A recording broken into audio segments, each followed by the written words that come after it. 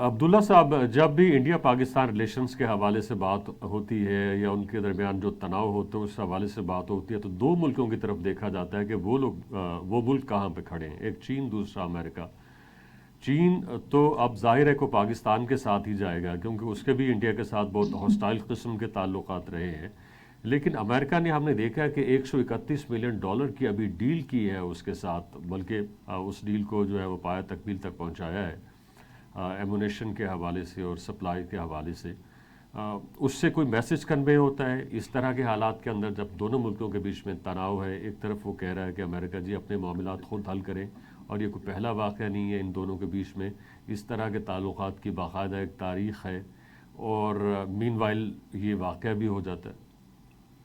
रमजान साहब, अमेरिका जिस मुल्क का नाम है वो सिर्फ कमज़ोर लोगों के ऊपर चढ़ाई करता है, कमज़ोर रवैयों को जो है वो उनके ऊपर जो है हावी होता है। जब कोई भी मुल्क खड़ा हो जाए, आप देख लीजिए, मिसाल देख लीजिए नॉर्थ कोरिया, छोटा सा मुल्क है ना, उनके पास कोई ऐसे खाने पीने के बहुत मुश्किलात हैं उनके लिए, तो खुराक की बंदिश है। उसके बावजूद नॉर्थ कोरिया जो है अपने मिसाइल टेक्नोलॉजी और अपनी जो न्यूक्लियर टेक्नोलॉजी है, उसके बाद आपने देखा डोनाल्ड ट्रंप साहब ही वो आदमी थे जिन्होंने किम जोंग उन से बातचीत जो है वो शुरू कर दी, और फिर बॉर्डर भी क्रॉस कर गए उनका। तो ये भी हमें देखने में आया। इसलिए भारत यकीनन ये जरूर समझ रहा है कि शायद अगर इसराइल अमेरिका की एक आंख है, तो चीन की मखासमत की वजह से भारत जो है वो दूसरी आंख है।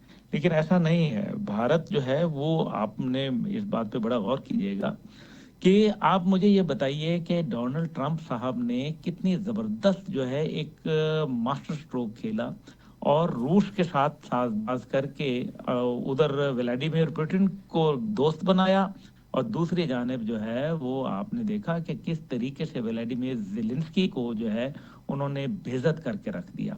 2 घंटे की टेलीफोन कॉल उन्होंने खुद पुतिन साहब को की थी। तो कल को क्या, जो कि इस टाइम पे अमेरिका में पहले ही डिबेट चल रही है, वहाँ थिंक टैंक्स ये बात कर रहे हैं, वहाँ उनके जो स्ट्रेटेजिक प्लानिंग के जो इदारे हैं वो ये बता रहे हैं वाइट हाउस को और पेंटागन को कि जनाब चीन की और रूस की जो आपस में अखट है, इसको हमें एक एक्सेप्ट करना पड़ेगा। अब दुनिया यूनिपोलर नहीं रही, बल्कि मल्टीपोलर दुनिया चली गई, और हमें चीन और रूस की ताकत को जो है वो हमें समझना पड़ेगा और पावर शेयरिंग करनी पड़ेगी। तो क्या कल चीन के साथ अगर कोई जो अमेरिका की डील हो जाती है, तो मुझे बताएं कि where does India stand, India कहाँ खड़ा होगा?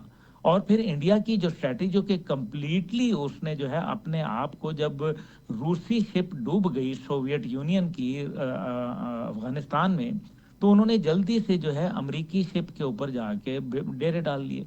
अब अमेरिकी शिप जब उनकी डेरे उसके अंदर डूबती नजर आ रही है, तो भारत का क्या होगा?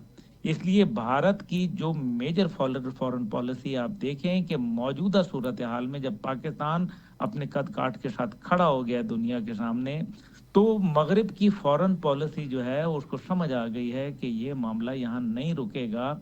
इसलिए वो भारत के साथ उन्होंने किनारा कर लिया, मां सवाए जेडी वेंस के, जिसने शायद अपनी बेगम, जो हिंदू बेगम हैं, उषा बाला वेंस, जो कि आंध्र प्रदेश की रहने वाली हैं, शायद उनकी वजह से जो है वो सिर्फ मामला किया, वरना हकीकत ये है कि इस टाइम पे सूरत हाल बिल्कुल इसके बरक्स है।